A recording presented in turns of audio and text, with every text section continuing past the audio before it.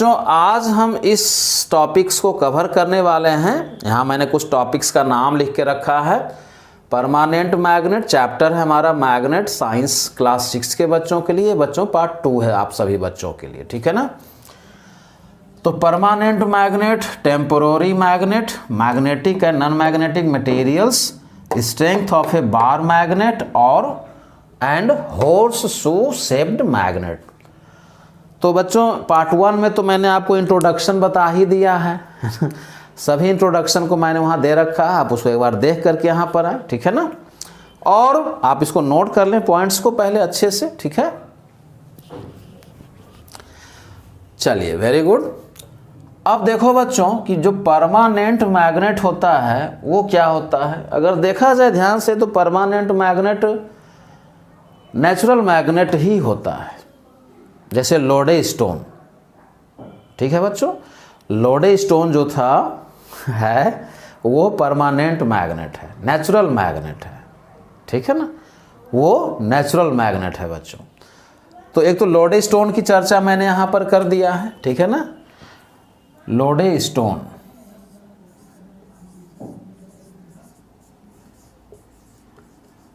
तो ये रहा स्टूडेंट्स, लोडे स्टोन एक नाम है यहाँ पर, ठीक है ना, आप नोट कर सकते हो इसको। तो लोडे स्टोन एक परमानेंट मैग्नेट है बच्चों। और उसके बाद हम लोग यहाँ पर चर्चा करने वाले हैं बच्चों जो है सो कि आगे, ठीक है ना। हाँ, बोर्ड बिल्कुल क्लीन दिख रहा है। तो लोडे स्टोन के बारे में मैंने आपको बताया जो कि परमानेंट मैग्नेट होता है बच्चों, ठीक है ना। और कुछ और पॉइंट्स के बारे में हम लोग चर्चा करते हैं अभी यहाँ पर। हाँ तो देखो स्टूडेंट्स, मैं यहाँ पर कहना चाह रहा हूँ आप सभी स्टूडेंट्स को कि एक लोडे स्टोन तो मैंने बता दिया जो कि नेचुरल मैग्नेट है वो, ठीक है ना। कई सौ साल पहले जो है एक सेफर्ड को मिला था वो, आपको वो स्टोरी पता ही होगा। वहाँ यहाँ पर मैं उसकी चर्चा भी नहीं करने वाला हूँ, ठीक है ना। मैं सिंपली आपको यहाँ पर कुछ और एग्जाम्पल देता हूँ, जैसे कि आप देखो अगर ध्यान से तो स्टील, कोबाल्ट स्टील, ठीक है बच्चों, एलनिको और टिकानोल, ये कुछ ऐसे नाम हैं बच्चों, ठीक है ना। ये कुछ ऐसे नाम हैं जिसको कि हम लोग यूज करते हैं परमानेंट मैग्नेट को बनाने के लिए, ठीक है। तो एक तो स्टील, ठीक है। चलिए परमानेंट के बारे में चर्चा करते हैं। स्टील है बच्चों, ठीक है, स्टील का मैंने यहाँ पर चर्चा किया। एक होता है एलनिको। एलनिको बच्चों एल्युमिनियम, निकल, कोबाल्ट और कुछ उसमें आयरन का भी की भी मात्रा होती है उसमें। तो एक तो है बच्चों स्टील, फिर जो है कोबाल्ट, ठीक है ना, कोबाल्ट, ठीक है, एलनिको,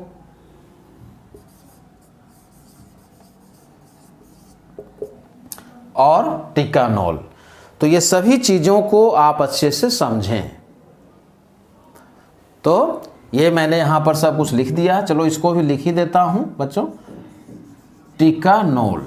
तो ये सभी जो हैं ऐसे मैग्नेटिक मटेरियल हैं जिसको हम लोग यूज करते हैं परमानेंट मैग्नेट बनाने के लिए।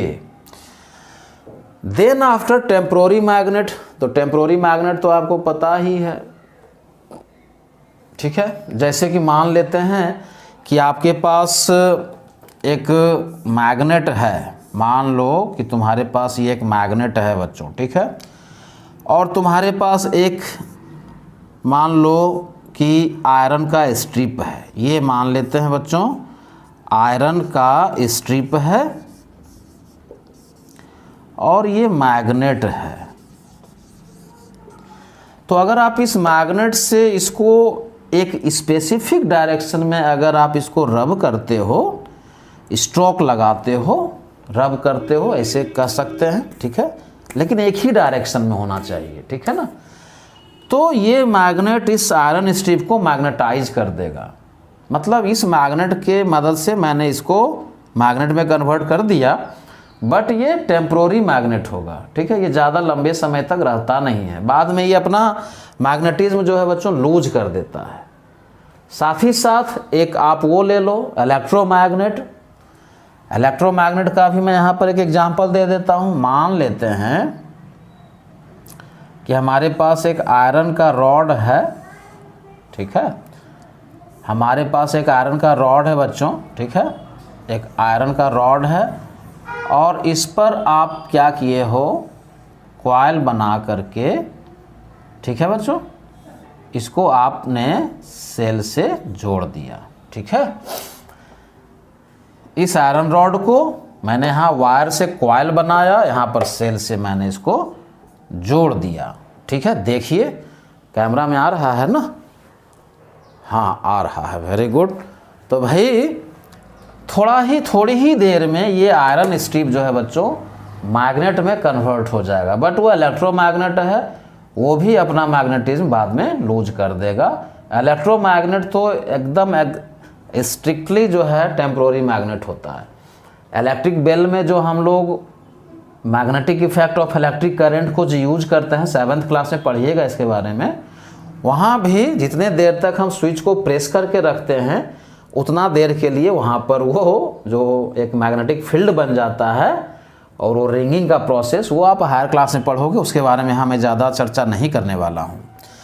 तो इस तरह से हमने देखा कि एक तो आप यहाँ से जो बना लिया आपने, ठीक है ना, बाय गिविंग स्ट्रोक्स, आप रब करके इन अ स्पेसिफिक डायरेक्शन आपने इस मैग्नेट से इस आयरन स्ट्रिप को मैग्नेटाइज कर दिया। यहाँ पर इलेक्ट्रिसिटी से हमने इस आयरन स्ट्रिप को मैग्नेटाइज कर लिया, ठीक है। तो ये सभी टेम्प्रोरी मैग्नेट का के एग्जाम्पल्स हुए, टेम्प्रोरी मैग्नेट का एक्सप्लेनेशंस हुआ बच्चों। इसके बाद आता है magnetic and non magnetic materials. तो ये तो बहुत आसान है। जो भी मटेरियल्स मैग्नेट के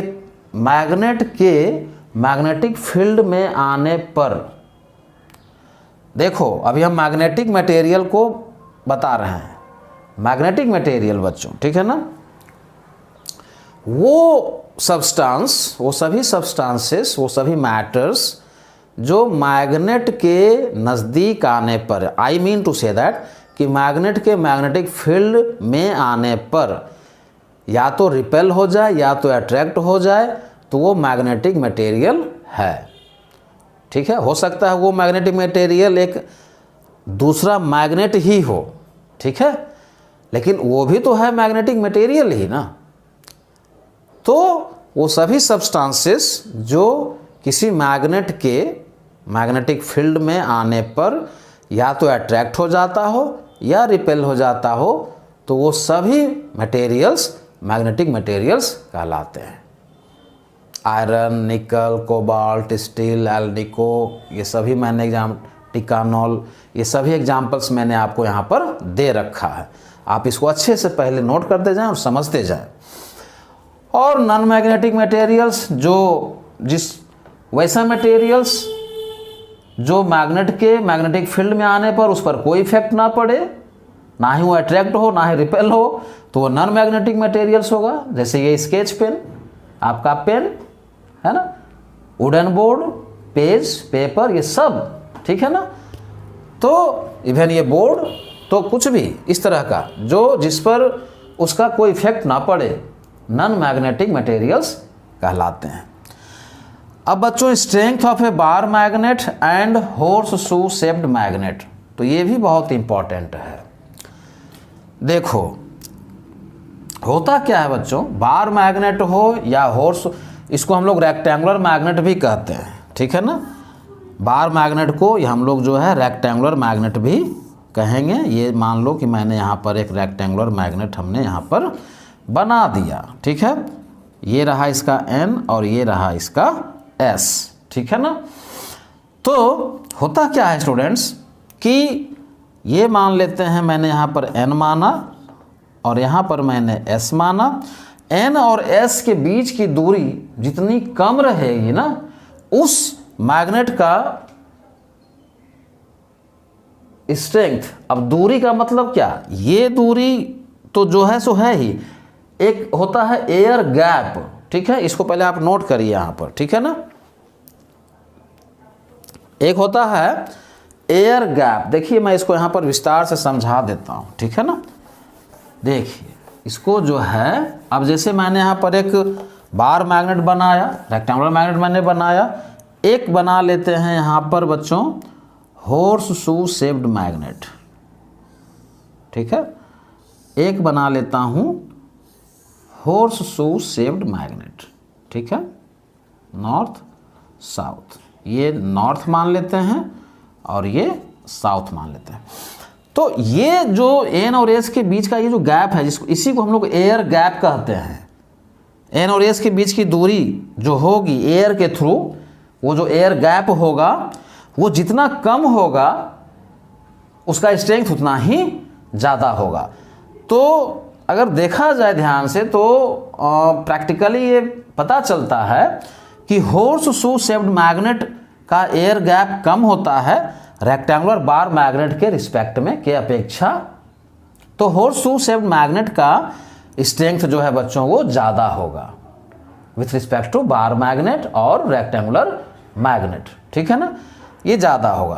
तो ओवरऑल एयर गैप ही वो मुद्दा है जिसके मदद से हम लोग ये कह सकते हैं कि भाई उस मैग्नेट का स्ट्रेंथ कैसा होगा। और सबसे ज़्यादा स्ट्रेंथ तो इलेक्ट्रोमैग्नेट का होता है। इलेक्ट्रोमैग्नेट के स्ट्रेंथ को हम लोग कम या बेसी भी कर सकते हैं अपने डिज़ायर के अनुसार। जितना स्ट्रेंथ वाला इलेक्ट्रोमैग्नेट हम बनाना चाहें बना सकते हैं, ठीक है। इसके बारे में आप हायर क्लासेस में और अच्छे से पढ़ोगे, ठीक है ना। 8 में थोड़ा बहुत पढ़ा, 7 में भी पढ़ाया गया है, 8 में भी थोड़ा बहुत पढ़ाया गया है और फिर 10th में और 12th में। तो इन सभी क्लासेस में इसके बारे में विस्तार से पढ़ाया गया है ऑल डियर स्टूडेंट्स। तो try to find out the best marks in your coming examination with these all the wishes. Thank you all of you.